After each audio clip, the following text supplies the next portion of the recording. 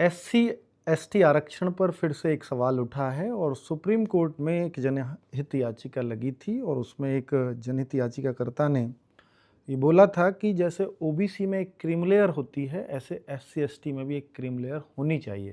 ये cream layer क्या होती है? क्रीम लेयर का मतलब ये होता है कि अगर किसी परिवार से एक बहुत ही उच्च पद पर कोई पहुंच चुका है, तो उसके बच्चों को फिर ओबीसी का फ़ायदा नहीं मिलेगा। तो उसी तरह से एससी एसटी के किसी परिवार से कोई उच्च पद पर नौकरी कर चुका है, सरकारी नौकर रह चुका है, तो फिर उसको क्रीम लेयर का फ़ायदा नहीं होना चाहिए, या उस परिवार की आय एक बहुत अच्छी आय हो तो फिर वो क्रीम लेयर में आ जाना चाहिए। और क्रीम लेयर में आने का मतलब होगा कि फिर उसको एससी एसटी का फ़ायदा नहीं होगा, क्योंकि वो एससी एसटी की क्रीम लेयर है। क्रीमी लेयर मतलब वो जनरल में काउंट होगा।